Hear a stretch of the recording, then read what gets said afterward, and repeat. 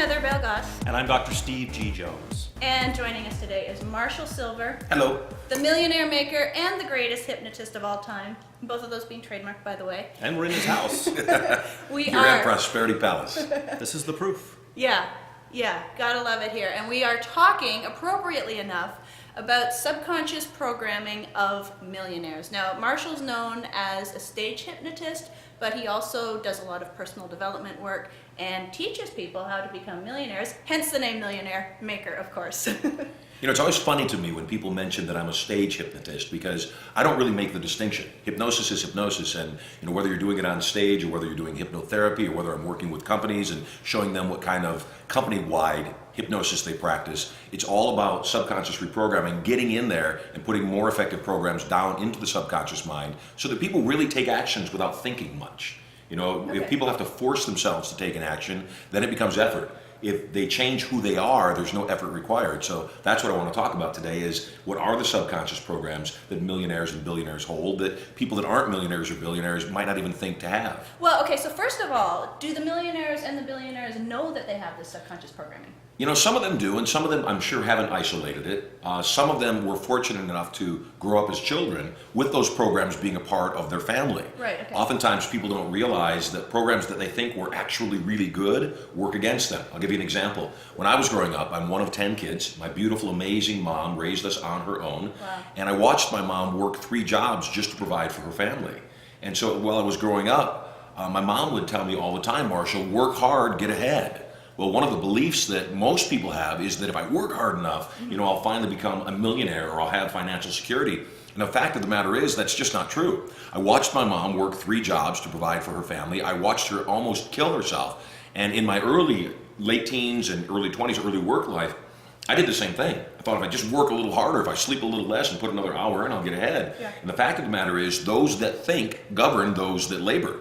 If you work hard for your employer and you finish a full day's worth of work in a half a day, I promise you, in the second half of the day, he's going to give you a full day's worth of work to do in the other half of the day. Yeah. So what we do is we program people to work smarter, to take on the programs of a multimillionaire, use those programs, and then when they're using those programs in an effective way, the results are automatic. Wealth is just created. So the trap here is a lot of success teachers, a lot of even wealth mentors will still say, hey, what are you doing, wasting your time watching TV? You need to be working. You need to be spending every hour. People start their own business and they work 12 to 16 hours a day. Sounds like personal experience right now. I did that. Yes, I did that. I have to admit.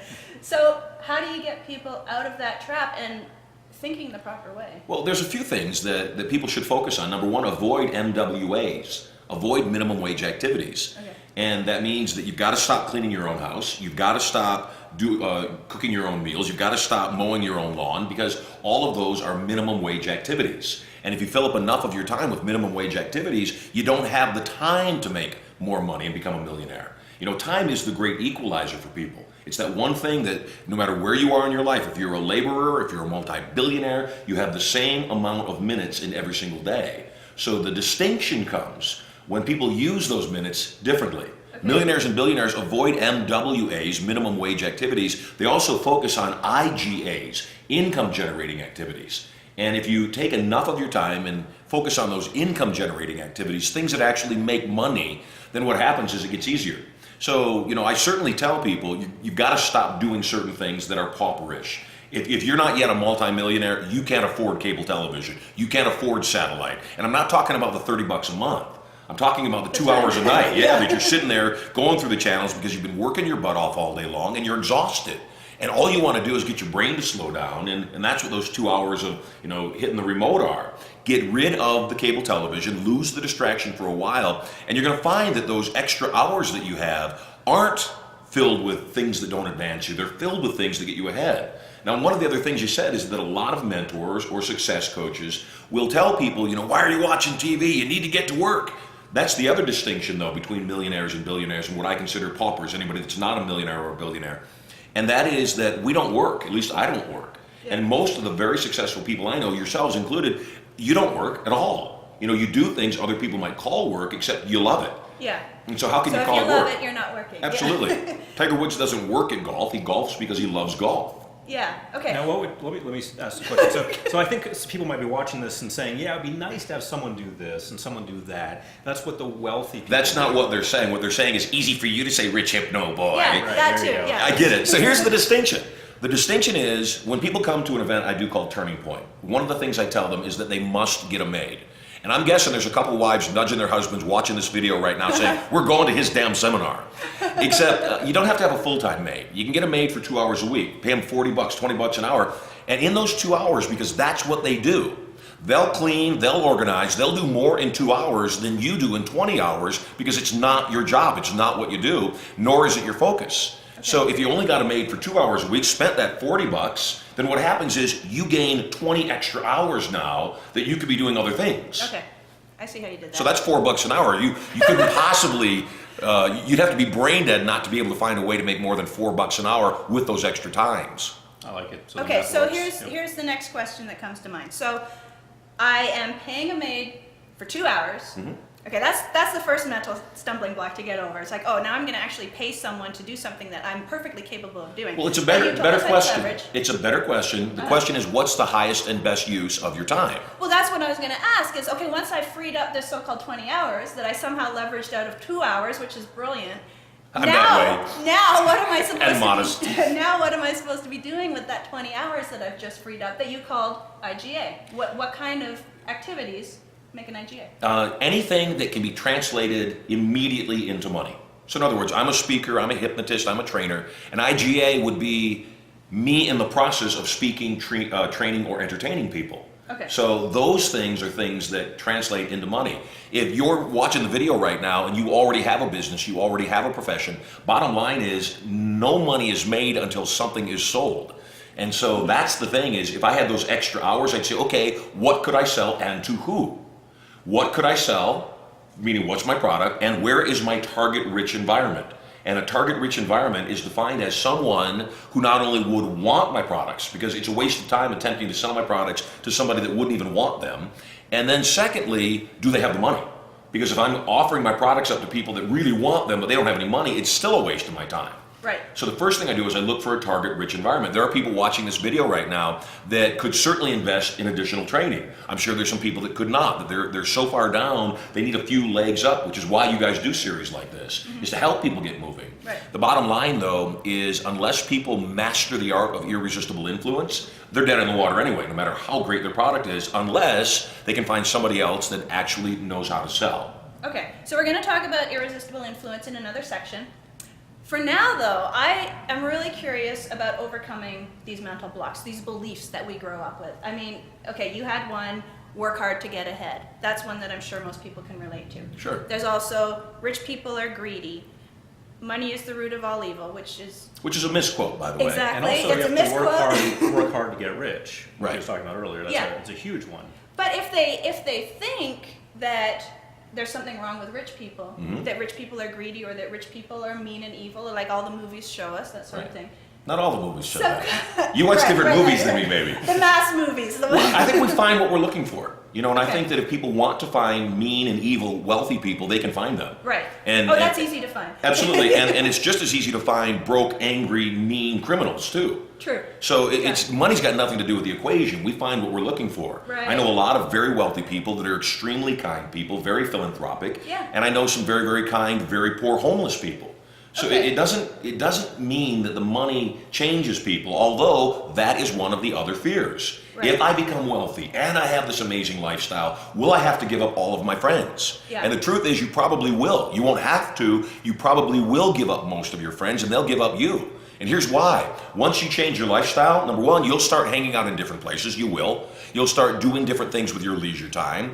You'll start probably eating in different places, and everything about your world will change. Now, I have friends that I've had since I was 5 years old. Yeah. And certainly not all of them have become wealthy.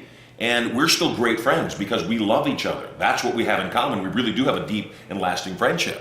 And I don't pretend to be anything more than they are, and they don't pretend to be anything less than I am or more than I am. The fact of the matter is, though, some people cannot handle other people's success or wealth. And what happens is, when you succeed, you show what success looks like to people near you. Some of them might resent you. And oftentimes those people might be family or people very close to you. Because your success in the face of having been raised the same or having been in the same environment is too much for them to handle, because now they've got to accept the fact that you didn't get lucky, that the world does have an opportunity for them, and that they too could become successful if they would just apply themselves and shift their thinking. Yeah. You know, one of the programs that I know most people that don't have what they want hold is they believe they'll only want what they can afford. In other words, they'll see something, they'll look at the price tag, and if the price tag is out of reach, they'll decide, I don't want this thing. Yeah. Whereas millionaires and billionaires, what we do is we see what we want regardless of the price tag, and then if it's not something we can afford in that moment, we say, great, how do I get it? The other big distinction in programming that people that do really well financially have, that people that don't have, is we never ask how much does it cost. That's not the first question that occurs to us. Okay. The first question that occurs to us is how much could it make us? You know, if it sells for $1 million and I've only got $10 in my pocket, yet it's something that could make me $10 million, you can bet I'm going to find a partner to go in with me on that project financially and share the extra $9 million profit with. But what if it's a sports car?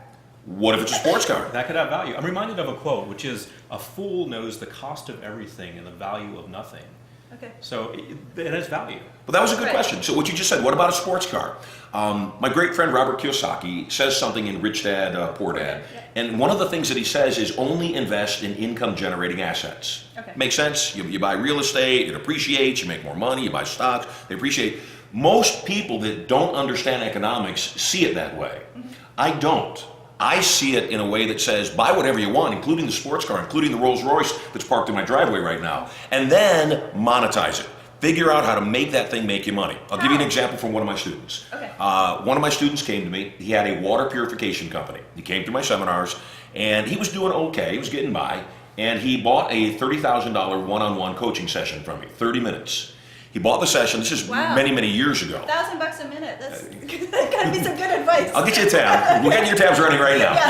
Yeah. So he sat with me, and in 30 minutes, we went over his water purification business. He had a number of salespeople, and he said, Marshall, I am absolutely being slaughtered in this market by people underbidding me. In other words, they're selling their water purification systems for less than me. Right. I said, unless your name is Walmart, don't ever compete on money. Never compete on price. I said, what I want you to do is I want you to go back, and the product that you're selling for $500 actually costs you $400. So you've got a $100 margin in there. That's your profit. I said, I want you to go out and sell that thing for $1,500, or better still, $2,000. That way your margins are greater, so you don't have to sell as many, number one. Number two, what most people don't realize is that everyone votes with their wallet. And so that customer that would buy the $500 water purification system is voting at that level. Some people won't buy it for $500. They won't even catch their attention because it's too cheap. And on the other side of the spectrum, if it's $2,000, they say it must be good because it costs more. And again, it's not what is, as Steve just said, it's not what something is worth, it's what the value is to each individual. Ultimately, all value is hypnosis. Nobody needs a $400,000 automobile to get from point A to point B. Right. My own opinion used to be any guy that needed a $400,000 automobile to get from point A to point B was making up for a shortcoming elsewhere. That was my belief. A lot of people think that. Until you drive one. And then when you drive one, things change. Yeah. Oliver Wendell Holmes said a mind once expanded cannot contract to its original state. That once you know new knowledge, you can't go back. Well, here's what I believe. A wallet once expanded will never go back to its original state. That once you get used to living a bigger life, you'll want that. And you'll figure out how to stay in that life. Okay. It's the same thing as saying your first million is the most difficult one to make. That once you know you can make $1 million, you can do it again and again because your subconscious mind accepts the fact that wasn't that hard. Why didn't I do this before? And even if you took all the money today on the planet and you divided it evenly amongst all the people, within 5 years, it would be right back in the same hands. Those that squander would keep squandering. Those that attracted and created wealth would attract and create wealth, and it would all be right back in the same hands.